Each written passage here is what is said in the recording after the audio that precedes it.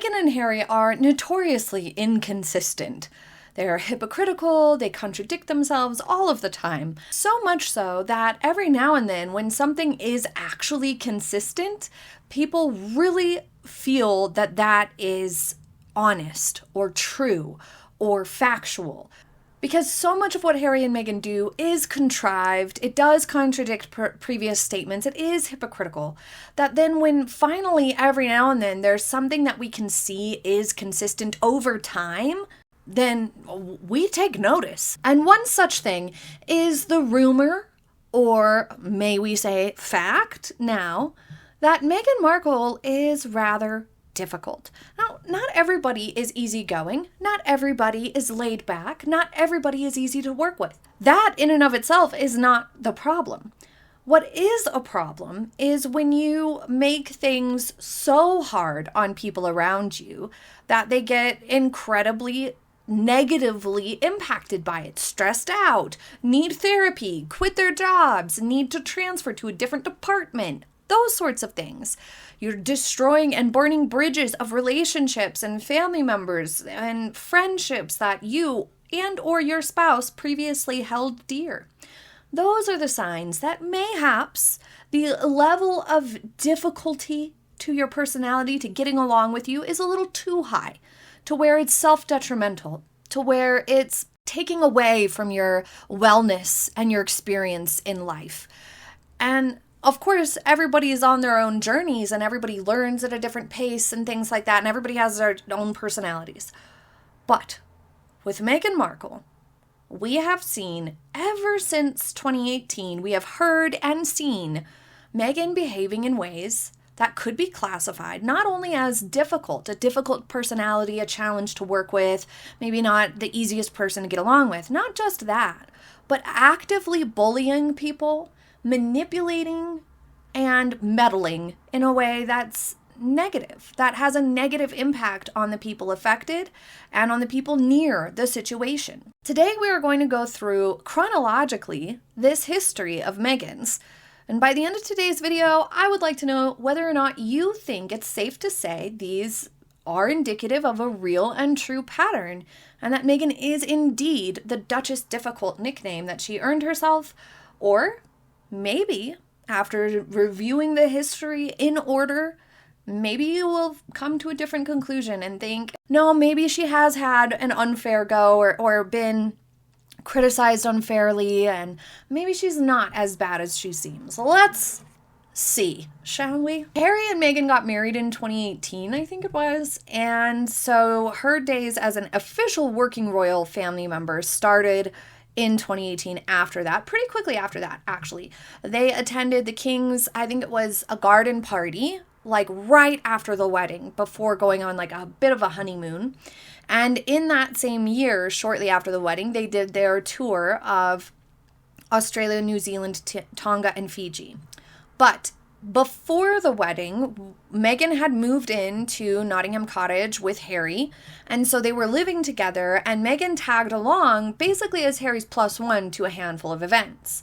Nobody took much notice, but, you know, as we've documented, her fashion choices were questionable, not exactly appropriate, not the best. But by the time she was an active working royal family member for about 6 months, cracks were too obvious to ignore at that point. Staff working on their tour were very challenged by the experience. It was clear that the dynamic with Meghan was going to take a little bit more effort to get quite right, that there was going to be maybe a bigger adjustment period than people had anticipated.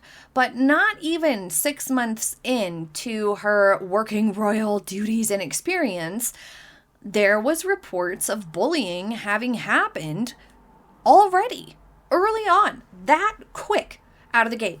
Now, one could argue maybe because Meghan had lived with Harry for a little while before she got married and started working, maybe she had developed a sense, like a little bit too comfortable. Maybe she was a little too comfortable.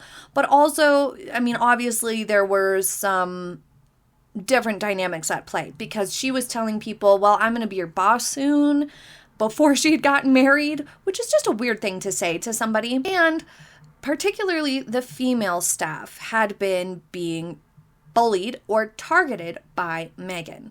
And bullying can take a lot of different forms. I suppose in some ways it can be subjective, that some people might take something one way and some people might take something a different way. But this was consistent enough that there was a formal HR complaint made and a formal complaint made to Prince William, who was sort of overseeing Prince Harry and Meghan Markle's stuff, because at the time they initially did share an office, but that there were 2 female employees that were primarily being targeted by Meghan that in the report, for privacy's sake, are called employee X and employee Y. And other employees around X and Y also reported this stuff to HR and to management, which at the time was Jason Kanoff. He was kind of the go-to for the staff members. And so other people, not just X and Y, complained and said, hey, Meghan's kind of being rude to employee X. Meghan is being not nice to employee Y. Meghan was undermining so-and-so, or Meghan said things that were not nice to this person. So it wasn't just 2 employees who were like, yeah, no, I've had a negative experience and I'm going to complain.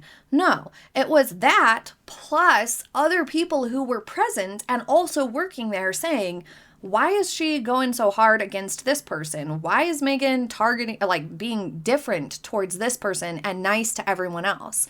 And that's the other thing to remember. When there is bullying complaints, it can be a situation where, in this context, say Meghan is being perfectly pleasant and nice and rosy and cheerful and thoughtful and kind to everybody on staff except for 1 or 2 people.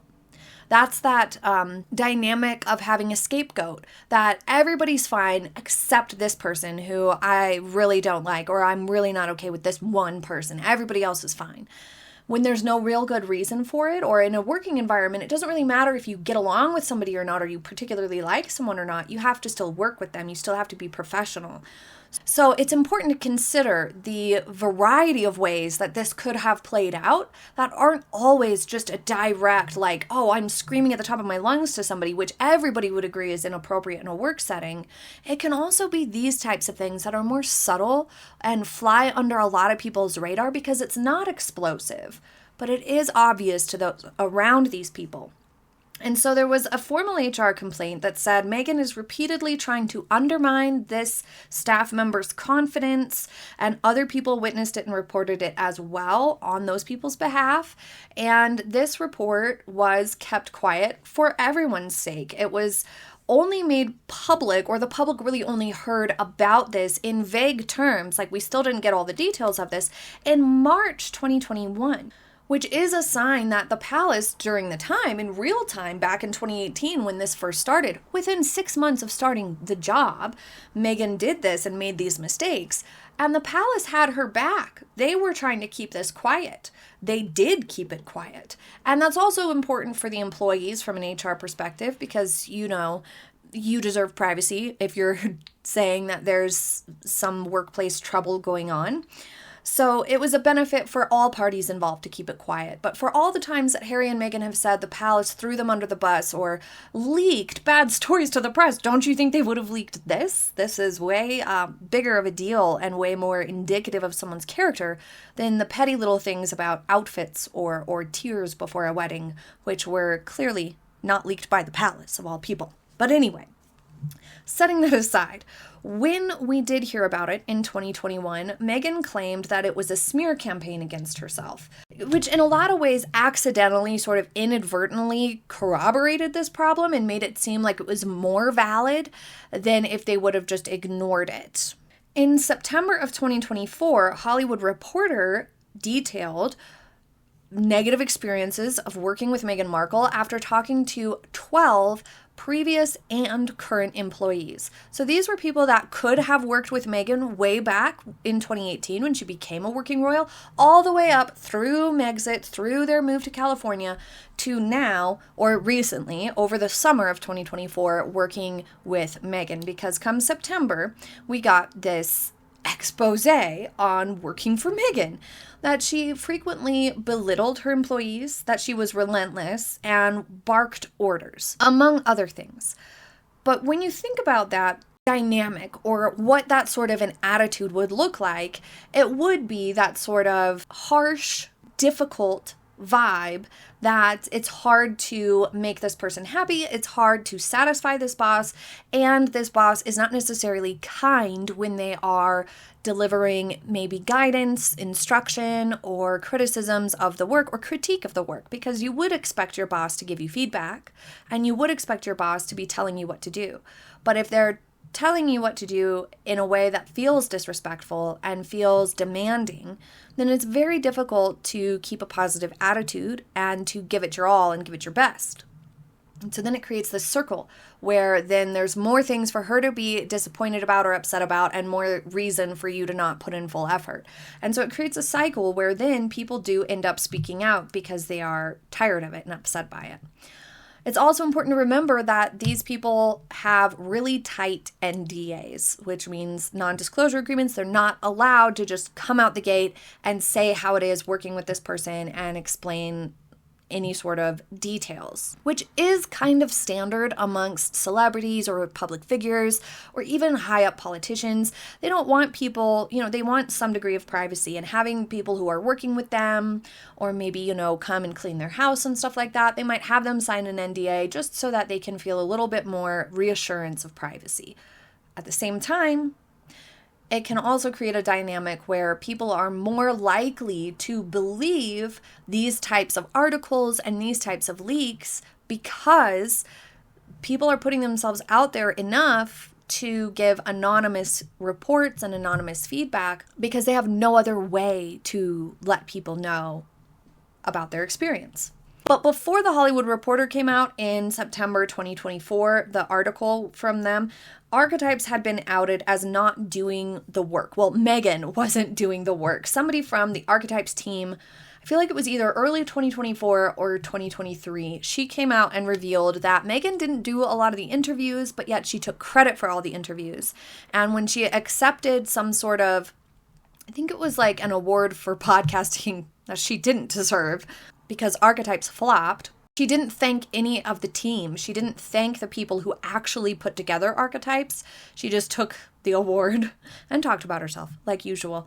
And so this lady who had been working on archetypes came out and told people that Meghan just basically delivered sound bites and only interviewed the people she really cared about interviewing, like Serena Williams. And even some of the interviews were done by staff. Then January 2025, Vanity Fair put out their own expose, which was even more lengthy and detailed, perhaps, that Meghan is tiresome and she's exhausting to work for, that they found her extremely difficult, that they gave her the nickname Eva after the Queen Bee film that's about a socialite who sets out to destroy the lives of those around her. This manipulative socialite who sets out to destroy the lives of those around her. They gave her the nickname Eva after that film because she stung her victims to pieces. And this did include some of the archetype staff complaining in this article, as well as other just kind of anonymous staff members who wanted to speak out about this. They said that she had mood swings, she was tough, and she was very bossy. Which tells us that behind closed doors, when she's trying to throw together these projects in a very slapdash, haphazard manner that's very unorganized and very chaotic, she's perhaps getting moody, getting angry, being unkind, but also perhaps because she lacks the foresight and the planning necessary to execute these things in a way that's not incredibly stressful, she's setting herself up for failure by making stressful stuff go on. You know what I'm saying? She is like, oh, I'm going to put together this business. I'm going to do this Netflix show. But yet she's not prepared for it at all. And she doesn't plan it out. And she doesn't do her homework. And then it goes poorly. And then she's mad at the staff for it. After Netflix came out, she apparently went on a rampage about staff that didn't do a good enough job with marketing the show, that she felt like they should have packaged it better or differently so that it would get received better. There was also a lot of rumors early this year that she last year got into a bit of an argument or an awkward situation with WME and staff there, that she wanted them to basically solve all her problems and bend over backwards and accommodate her needs immediately, and they could not or would not do that. So how much of a pattern do we really need as a public to form a consensus, to form an opinion that it's safe to assume that for a fact Meghan Markle has been proven to be incredibly difficult? A lot of people in the media, especially more mainstream media, don't like classifying or categorizing or labeling people because there is a degree of risk involved in that. People could be like, oh, it's defamation, but also they just don't want to isolate readers or content. They don't want to isolate a celebrity from ever working with them because they're the publication that declared them to be bullies or declared them to be difficult and said it as a fact. So mainstream publications are especially resistant to just classifying and categorizing people as they are. But it's also important to think about things critically. And at this point, it feels like it would be ridiculous to ignore this years-long, well-documented history of behavior and assume anything other than Meghan being incredibly difficult.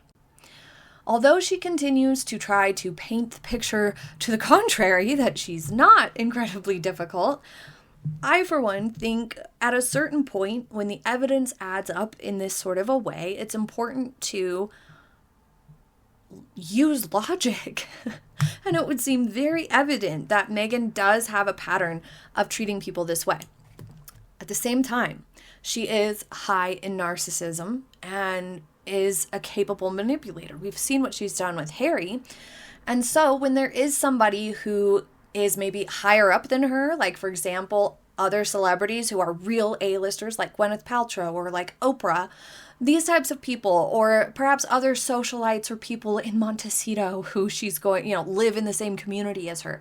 She wants those people to like her and get approval. So they're going to get the best version of her. And they will not see the same thing. They will be like, I don't know how she could possibly bully people or how she could possibly be so difficult because she is so nice here. But the thing is that oftentimes humans who are doing that, where they're putting on a show to be really, likable to this one crowd of people, then lash out even more to other people. So people who she has under NDAs, she feels more comfortable being not nice and unpleasant around because she knows that she can sue them to bits if they say anything. So that degree of comfort and safety that an NDA gives, and being behind closed doors in a working environment where she can let out some of those frustrations or more negative personality traits or more difficult vibes, she can do that and still turn around and be perfectly pleasant to other people. So it's really important to remember nothing is 100% that way all of the time, that everybody all the time is choosing how they show up based on the situation and the scenario. And part of this that makes it so interesting and also sort of high risk for employees is that they are trapped under that NDA. So then it gives Harry and Meghan more power, control over the situation, and just that safety of feeling like they're in a bubble where they can. At the same time, it's important to note that NDAs usually are void if any real abuse has taken place or like anything that would break the law. So for example, if anybody were to, throw something or hit somebody or really scream at their face, then an NDA would be void because you're kind of crossing lines, so to speak. But I don't think those types of things would happen anyway. I think with Meghan, based on this evidence, it's a lot more of that subtle sort of isolating a scapegoat here and there and blaming other people for problems and setting unfair expectations that she wants to do these ideas that she does not have any good direction on and any good concept for. And she thinks people can just make it happen. And then she's mad when it doesn't happen. But what do you think? Thank you for joining me for today's video. I appreciate each and every one of you. And I hope you have a happy day ahead. I'll see you next time. Bye!